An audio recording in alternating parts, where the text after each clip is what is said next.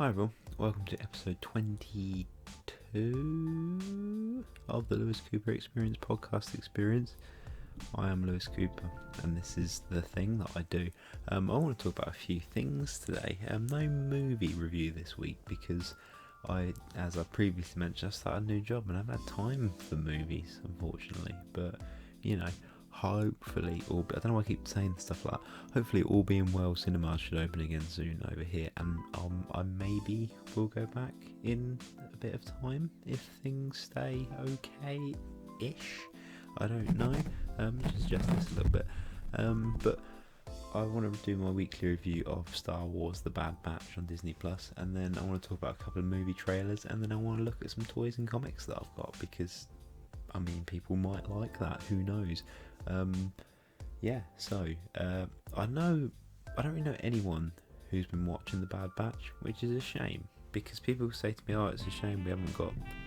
You know, we had WandaVision, we had Mandalorian, then we had WandaVision, then we had Falcon and Winter Soldier, and people go, "Oh, it's not like a weekly thing now," and Invincible as well. But there is. It's The Bad Batch. It's right there. I wouldn't say you have to have watched the Clone Wars. It helps, but I think this stands pretty well on its own 3 episodes in, and I'm really enjoying it.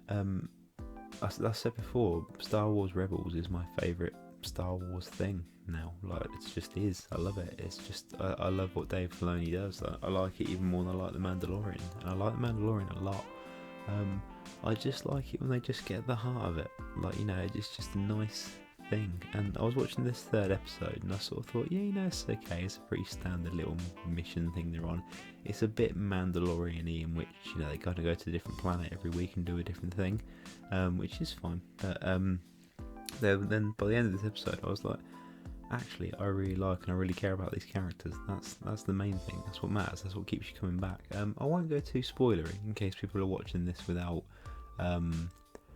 having seen it, and if they're on the fence about it, if you are, give it a go. I think it would be a cool thing that you'd like, especially if you just watch the 1st episode, because it's like a mini movie of its own doing, which is really cool. But yeah, this episode I thought was really cool. Like I said, the Bad Batch themselves kind of went on a little mission, and they had a little crash landing on a planet and had this little side thing, which was just, you know, it was just a little dragon thing, and it was cool, but that wasn't, you know, that was just part of it, and it was about kind of bringing the characters closer together with Omega, the little girl they've kind of adopted. And there's a little moment at the end of the episode which is just really nice, and that was what made me go, yeah, I like this actually. This show is kind of, it's probably going to build slowly, but I feel like it's going to be very emotionally rewarding. And I really like Crosshair. He's the one who, I say, if you haven't seen the 1st episode, he's one of the Bad Batch, and he kind of is a bit of a villain kind of thing. So I really like that they, I mean, I guess spoilers, but this was kind of the basic setup for the whole thing. I like they've taken one of the Bad Batch, one of the unit, and made him into kind of the villain of the piece. Obviously, you've got Tarkin, you've got Vice Admiral or Admiral Rampart, who's a newer character they've brought in, and it's kind of the politics of the Camino cloning and the stormtroopers and stuff like that, as they will become, and I like that whole thing. Like I said before, it's cool to see this section of history in Star Wars which we haven't really seen, where it's transitioning from the Republic days to the Empire days, and yeah, it's just really cool. I like what they're doing with Crosshair, and I like how, whether you don't know his actions are because of the chip that the clones have, or because that's really who he is, and he's a pretty cold character. But yeah, I say this is kind of, you know, an episode where just kind of not necessarily kind of filling the gap, but it's kind of the small developments happening along the way which make it. So I thought this was a really cool episode, and I'm really enjoying this show. I don't know how many episodes it is in the series. Normally with animation they're a bit longer, but yeah, this is really cool. Admiral Rampart had a really angular face. Like, the animation is really smooth in all of this now. Like, the early Clone Wars stuff was a bit, you know, herky-jerky, that's a technical term, but his face is like very straight, and his nose is just like wah, wah, and it's just, yeah, like proper straight, and they look like frightened. But yeah, anyway, that aside, really good episode. I like it a lot. Nextly, that's not a word, I want to talk about 2 movie trailers. The first one, why would I start with the second one first? That's absurd. Is Venom Let There Be Carnage, or Venom 2, or 2 Venom 2 Carnage, which is the sequel to Venom, which came out in 2018, I think, and made like $1 billion almost. I'm a big Venom fan. Wasn't a big fan of the film. It's fine, but I don't particularly like it. Like, I saw it and I was like, to me it felt like a superhero movie from 2003, and I thought superhero movies have come along a long way since then, and the humour in it didn't work for me. That's it. And no problem with it. If people like it, that's fine. It wasn't for me. It's like Joker. I just don't like it, you know. It doesn't bother me if people do. But I like to make jokes about it sometimes because it winds people up and it's funny. But I was interested in a sequel because I'm a big Carnage fan and Woody Harrelson is great. Although I wish it was Jackie Earle Haley. He would have been the most spot on looking Cletus Cassidy ever.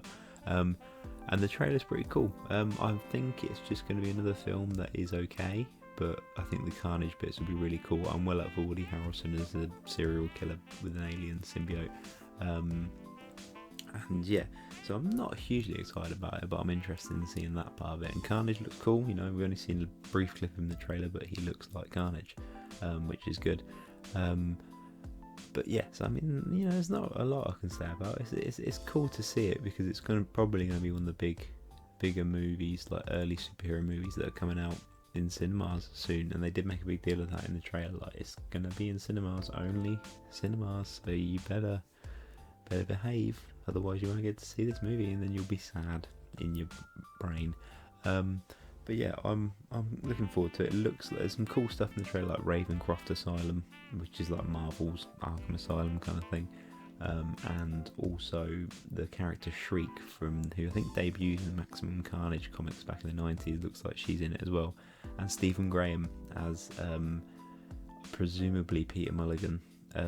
Not Peter Milligan, that's a writer, I think. Was it Peter Mulligan?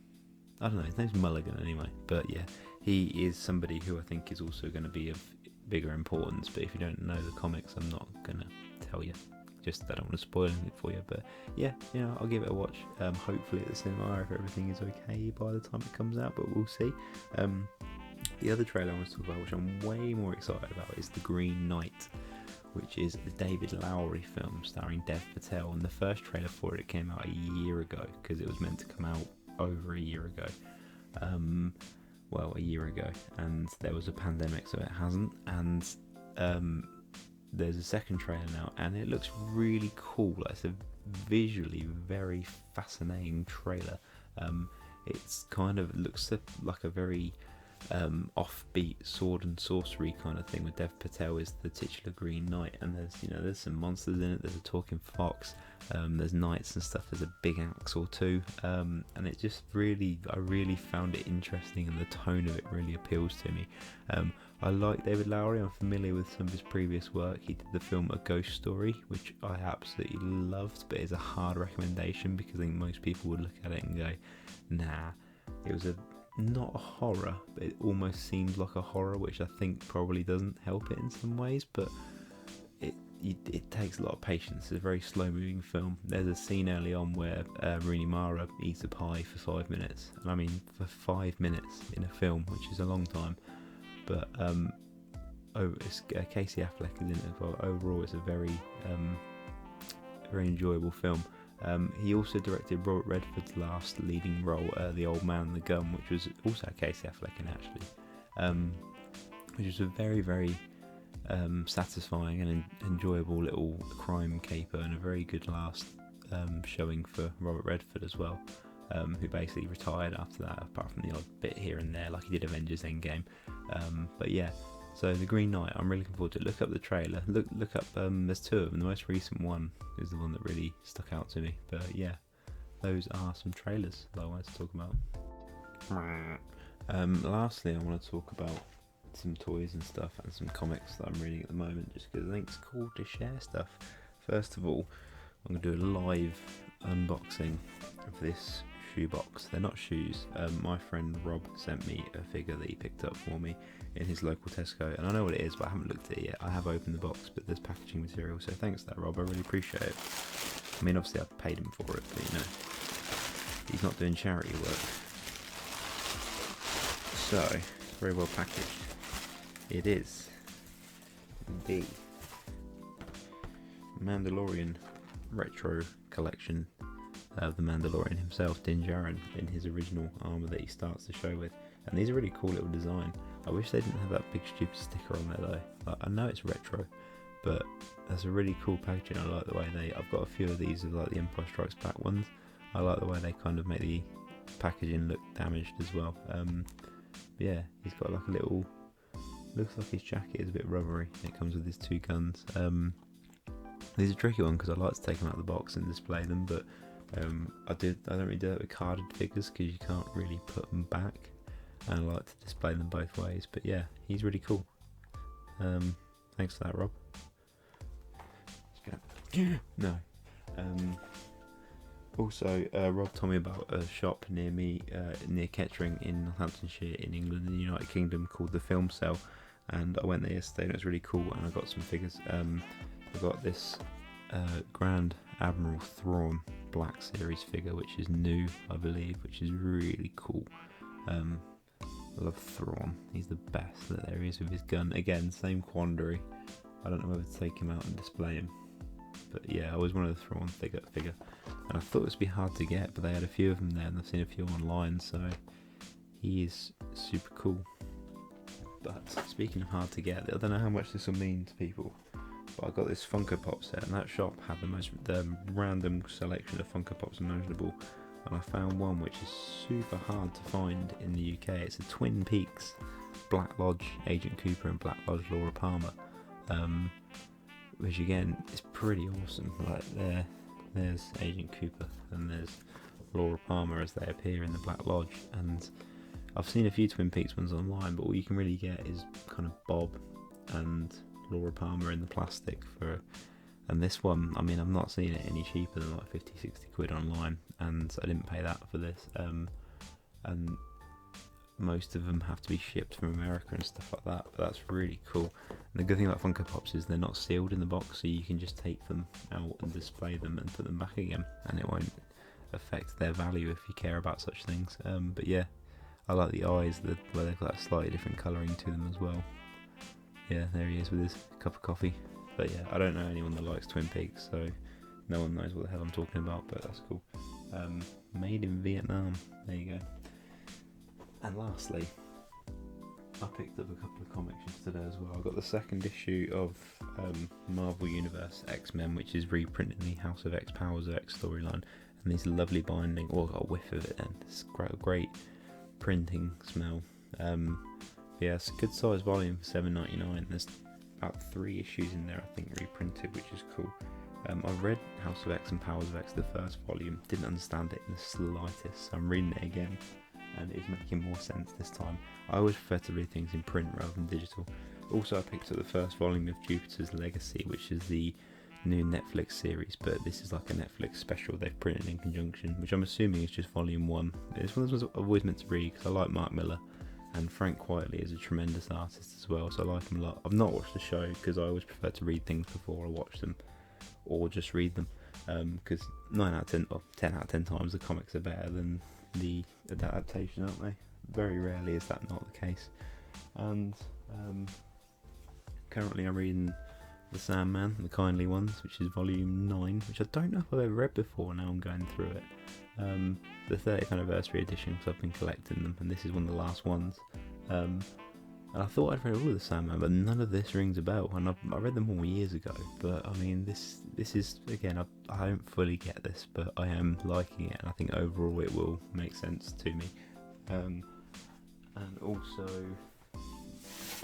I'm reading the second volume of Essential Judgedredd, The Apocalypse War, which I'll probably do a video review on, because my review of Essential Judgedredd, the Volume 1 America, has done loads of views by my standards. So, but yeah, a super cool cover. It's a pretty old story from like the 80s. But yeah. Lastly, I've just started Savage Avengers, which is pretty cool. You see, you've got Punisher, Elektra, Venom, Dr. Voodoo, Wolverine, and Conan the Barbarian, as well as just a kind of a makeshift superhero team of all the most savage Marvel characters. There's Wolverine and Conan having a bit of a scrap there, which they do at the start because superhero misunderstanding. But this has been pretty cool so far. I've only read the first volume, but first issue, but I'm really enjoying it. But yeah. Anyway, that about wraps it up for this week. Thank you very much for watching. If you've made it to the end, I'm really surprised, and let me know if you have, because I do appreciate when people watch the whole thing. I know they say it all the time, but sometimes it's like I do these and I kind of go, I look at the analytics and it's kind of like people watch like 2 minutes or whatever, and I kind of go, oh, that hurts my feelings a bit. So if you do watch to the end, I really appreciate it. Thank you very much. I'm going to do a comic review this week, hopefully, of Tom King and Mitch Gerard's Sheriff Babylon. So keep an eye out for that. But yeah, thank you very much for watching. Goodbye. Goodbye.